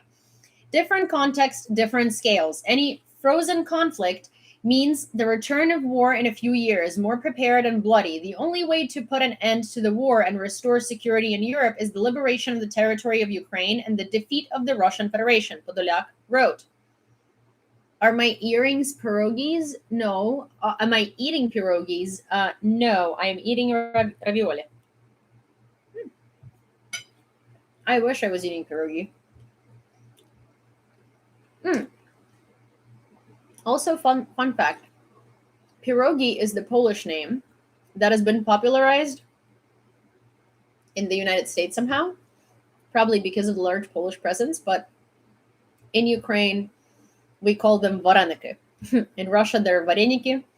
In Belarus, they're vareniki as well. So yeah, so they're vareniki in Ukrainian. Vareniki, not Veronica's, because a lot of my American friends, after I was like, they're vareniki, they call them Veronica's, but they're vareniki.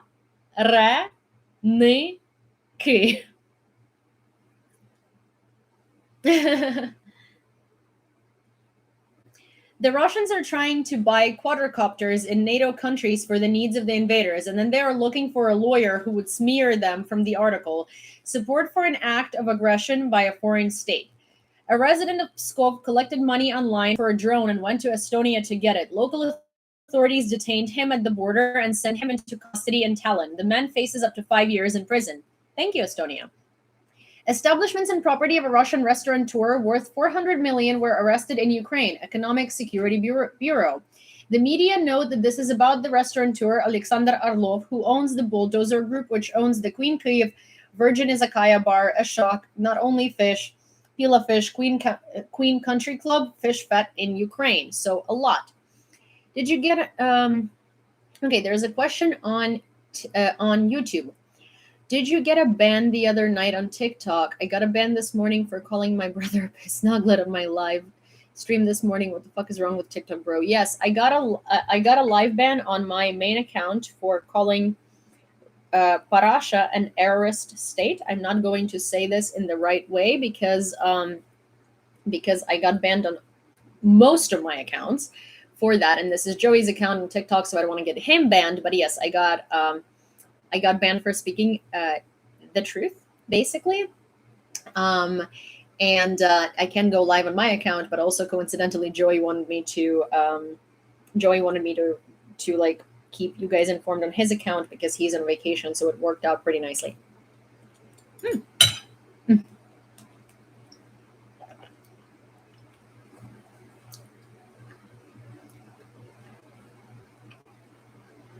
So this is interesting.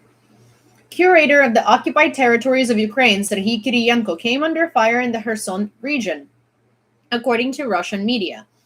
Kiriyenko came there to assess the damage from today's work on the armed forces of Ukraine and the houses of the occupiers. Austria is not going to join NATO, following the example of Sweden and Finland, Chancellor Karl Nehammer. The court placed under arrest the former head of the SBU in Crimea and the current employee of the SBU, Oleg Kulinich, who is suspected of collaborating with the Russian special services. The court chose a preventative measure in the form of detention until September 13th, 2022, without the possibility of bail. Ukraine managed to stabilize the situation, Commander-in-Chief of the Armed Forces of Ukraine, Zaluzhny, in a conversation with the chairman of the U.S. Joint Chiefs of Staff, General Mark Milley. The situation is difficult. Tense, but completely controllable. An important factor contributing to the retention of our defensive lines and positions is the timely arrival of the M142 HIMARS, inflicting targeted strikes on enemy command posts, ammunition, and fuel storage depots, said Valery Zaluzhny. Invaders destroyed and wounded on the territory of ZNPP, mayor of Enerhodar, Dmytro Orlov. According to him, today 9 military of the Russian Federation were taken to the city hospital with injuries of varying severity. There are also dead. Great news. Invaders deployed up to 200 Special Forces soldiers to Ukraine to hunt HIMARS MLRS, military expert Oleg Zhdanov. Cool. Evening address of Volodymyr Zelensky. The armed forces of our country were able to inflict significant logistical losses on the occupiers. It is increasingly difficult for the Russian army to hold positions on the captured territory. Step by step, we advance, disrupt supplies for the occupiers, identify and neutralize collaborators. The prospect is obvious. The Ukrainian flag will be in all our cities and villages. The only question is time. And while this time lasts, do not forget to provide information and emotional support to our people in the occupied areas. And one more important news about the security service of Ukraine. Personnel audit of the service is taking place. The issue of the dismissal of 28 officials is being resolved. Different level, different directions, but the reasons are similar. Unsatisfactory work results. In Izum, the invaders are trying to arrange a crossing over the Seversky Donetsk. Here's what that looks like, and it's pretty freaking pathetic. So they're still trying to cross the Seversky Donetsk River for the third month now, and it's clearly not working because, well, this is how they're trying to build a crossing.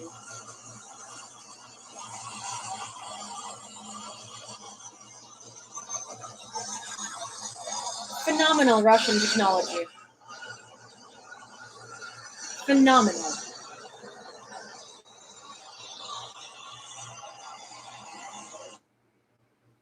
Phenomenal Russian technology.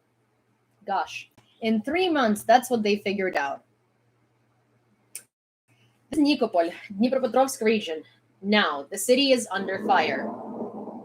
The noises.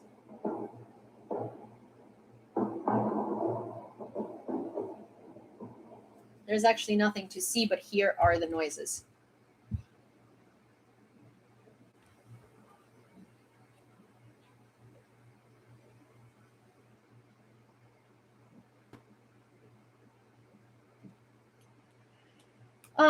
Footage of the invaders' ammunition depot destruction in Novakhovka.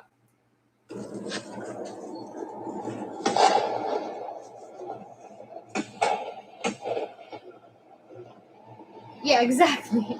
I agree with you, Yum. This is something you see on National Geographic in some jungle crossing a swamp. Thank you for coming over here. Also, this is me. So Mother Shipnola, nice to meet you. So this is me temporarily taking over my friend Joey Contino's account because he's away on a vacation and did not want to leave his viewers without information. Thank you, Maddie's. But my channel is YEWLEEA, like so. And this is normally where I do news about Ukraine every evening at about 7:30 p.m. Eastern. This. And I also do it on YouTube, and it stays on YouTube forever, basically. So if you didn't make it to the stream, you can always rewatch it later or watch it later. And that's what I do every day. And I also post a lot of educational, historical, and cultural videos in about Ukraine. So if you'd like to follow me, please come over to my channel, and I hope you like it. This is what Odessa is listening to right now. These are the sounds in Odessa. Героям слава.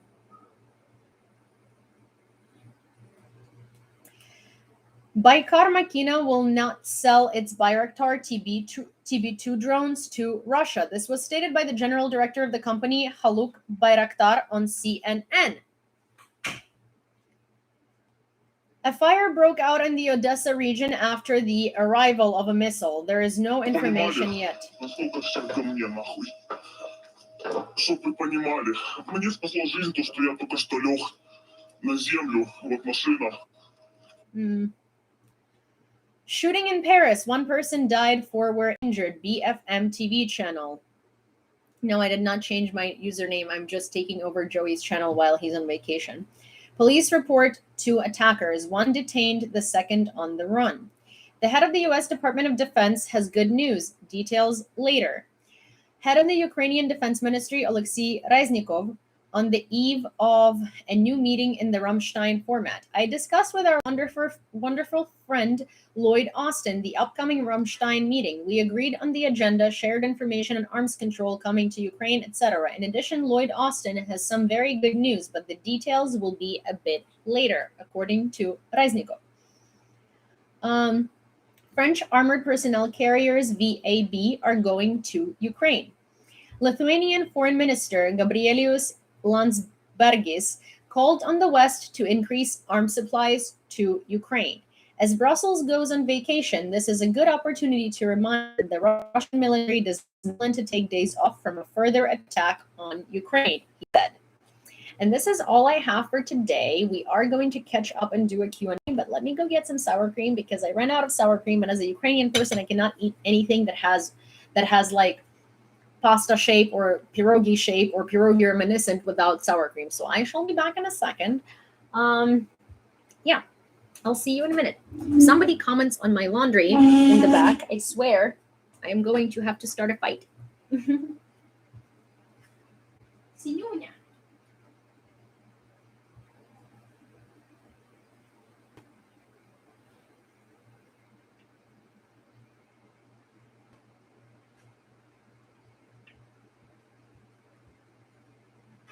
Hey, Sinya.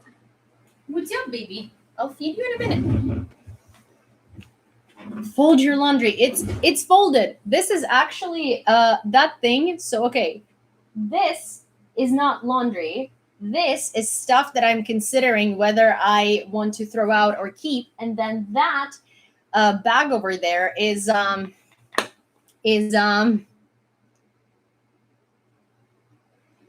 so that one is dry cleaning. So someone on YouTube is asking, since you don't like American sour cream, do you buy yours imported from Ukraine? Is it pasteurized? So I do buy it imported from Ukraine or Eastern Europe, but this is plant-based sour cream. It's a little like saltier, and it kind of tastes very different, and I don't expect it to be sour cream. So because I don't expect it to be sour cream, it doesn't disappoint me as much as bad sour cream would.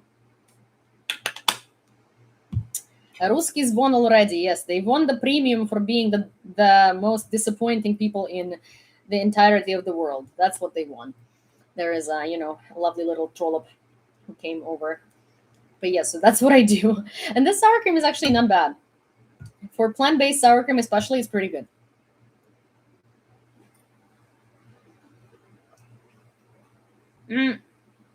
Yeah. There's plenty of Ukrainian sour cream in Brighton Beach. Plenty. It's just I don't want to go all the way to Brighton Beach for it. You know?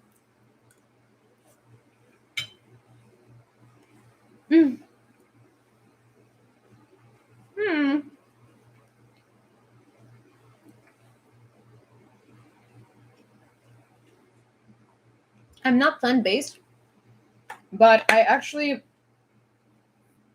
prefer some like substitute products. Like I prefer oat milk to real milk. I like that taste better. I actually really like this product. It doesn't really taste like sour cream, but I like the taste of it as like something to top ravioli or pierogi with. I'm not plant-based, but I do like some plant-based meat, like the Impossible Burger and Beyond Burger and stuff like that. Sometimes I just crave something that isn't real. I do love oat milk more than I like cow milk.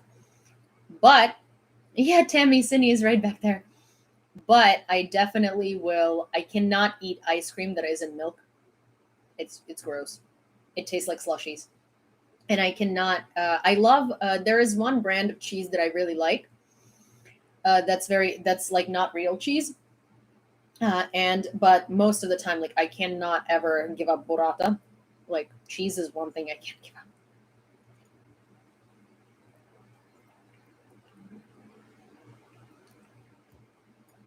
I also generally just really love vegetables as a person, so I have no problem eating plant-based anything instead of like the real thing. And also for meat, I really only like beef, so I would have no problem. I don't like Oatly ice cream. It's too oat tasting for me, but I love Oatly oat milk.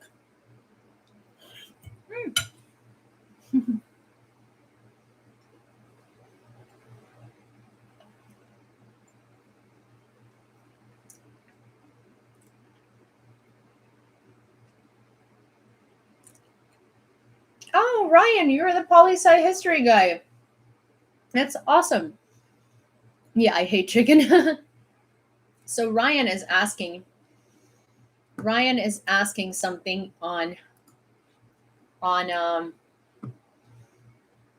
YouTube, and I'm going to read you that question. The question is, do you agree with Arabos's analysis that Biden doesn't want Russia to win or Ukraine to lose? I haven't agreed with him on it since the first time I heard him state that. I'm poli sci history guy on TikTok. So I think that Biden wants Ukraine to win and he wants Russia to lose, but he doesn't want to do anything super drastic for that to happen because he doesn't want to screw America in the process, or what he thinks is gonna, or use like methods that he thinks are gonna screw America in the process just in case Ukraine loses. Because then they're gonna have to still deal with Russia, right? Because the US is not gonna go take on Russia and start a war. So I think like every politician, he's just trying to tread lightly. But at the same time, I don't think that he doesn't want Ukraine to win and he doesn't want Russia to lose. I think that he's just kind of treading very carefully while doing as much as he can by treading carefully, you know?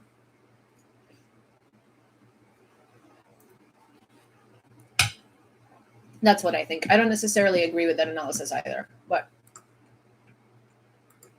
we all have our own opinion. That's what I think.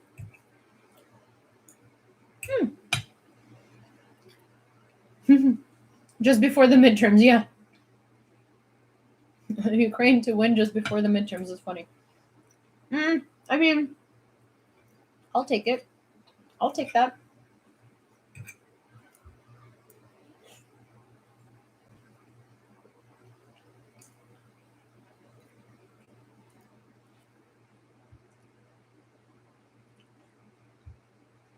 So yeah, that's what I think, but that's just my opinion, you know. As in like it's my analysis, basically like my analysis of this is like my opinion based on like my analysis of the situation, but I don't think that he wants I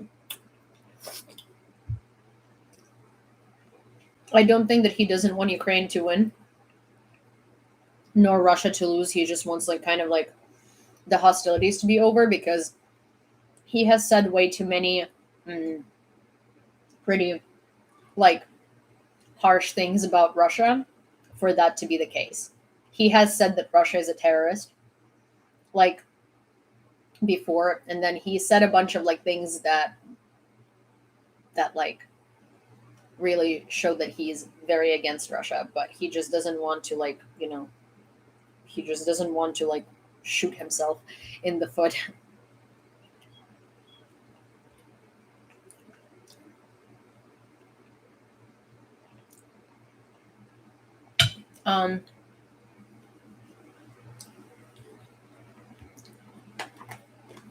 Oh, Ukraine gained back Bilohorivka. That's awesome. Let me see.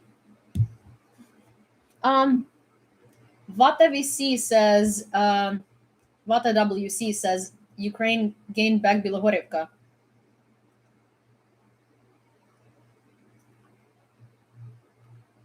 That's awesome. That's great news. But yeah, my analysis is like if Biden didn't want Ukraine to win and Russia to lose and he just wanted like the same as like peace talks and like whatever, he would not have dived as deep into helping Ukraine and sending Ukraine weapons.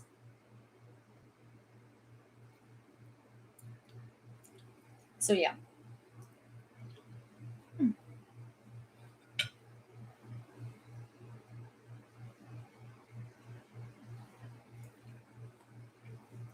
So yeah. At least that's what I think.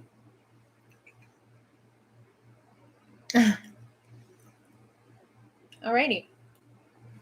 Do we have any questions, or are we? Пельмени, I wish.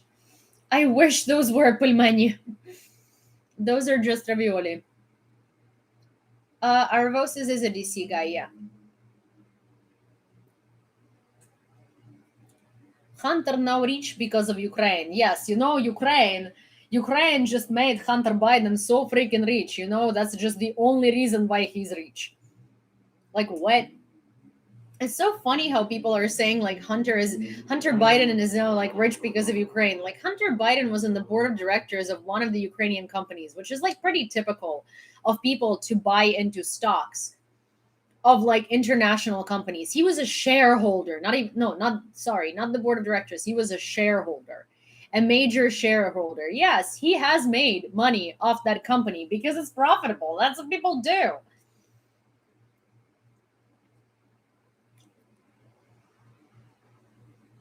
So yeah. So weird. Rather like such a stupid Russian troll talking point that some Americans have fallen for.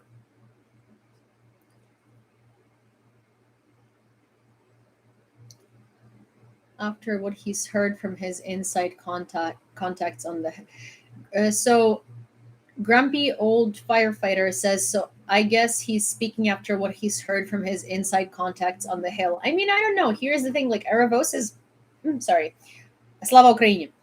Aravos is this is Joey. No, I'm not Joey. I'm Yulia. I'm taking over Joey's page for the next 5 days because Joey is on vacation and asked me to do so. But so what I was trying to say is, I don't know what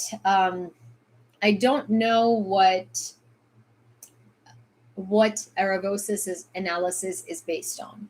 But he's allowed to have his own opinion, and that's his opinion, as in like that's his analysis and that's what he thinks, and that's fine. So I don't know if it's like because of his DC contacts on the Hill or because that's just what he thinks or his political views, but that's what he thinks.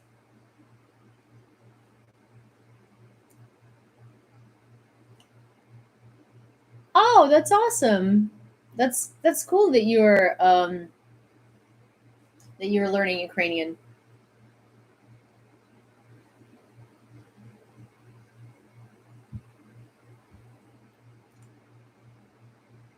The alt-right is chock full of Russian propaganda. It's disgusting. I have lost friends due to their views on Ukraine's culture and sovereignty.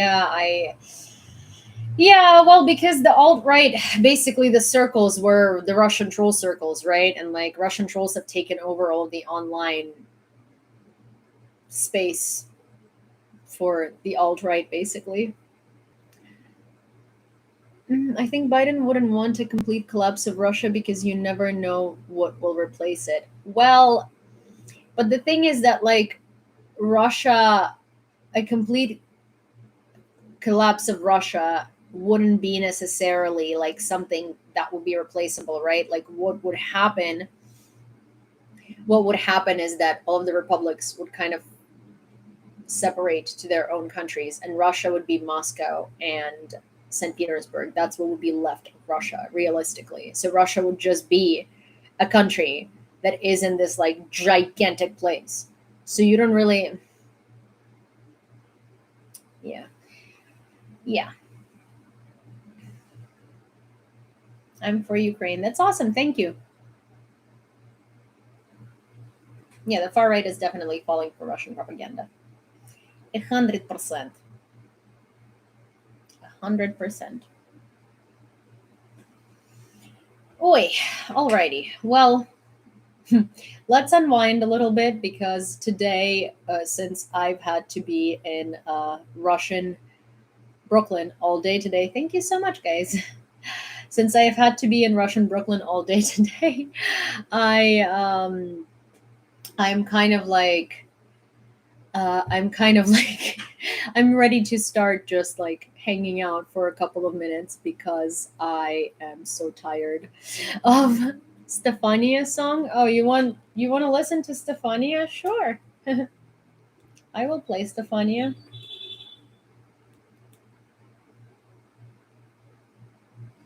Thank you so much.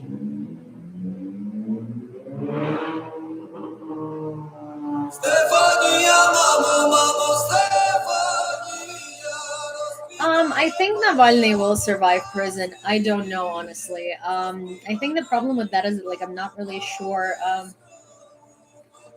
I'm not really sure whether Navalny is like actual opposition. I think Navalny was like controlled opposition that got out of control.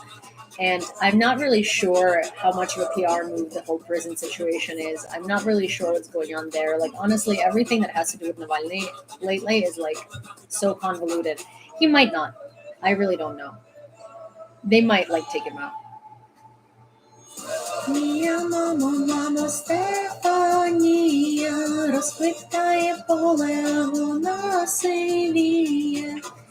А мені, мамо, колисково, чути твоє рідне слово.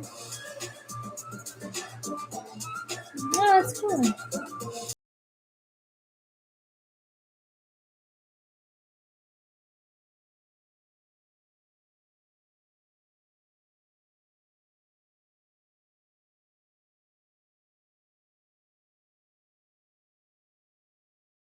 Either a troll or just like a mean person saying that my people are dying and I'm laughing like everything's okay for me. Yeah. That's exactly what I'm doing. I'm laughing like everything's okay for me, for sure. That's what I do daily. I don't talk about my country at all. Стефанія, мамо, мамо, Стефанія, розквітає поле, вона сивіє. Ай мені, мамо, колисково, почути твоє рідне слово. Well, you don't have to look for Joey. You don't have to look forward to Joey's next vacation. I'm live on my YouTube every day simultaneously with this, and I'm also live on my TikTok, but I'm not live on Joey's. So normally I'm live on my channel, which is Yewleea. So yeah, you don't have to wait for me to be live until Joey's next vacation. You can also see me live on my channel if you'd like. Yeah, I can't wait for Kalish's concerts too. I would love to go. The Cabraca, really? That's cool.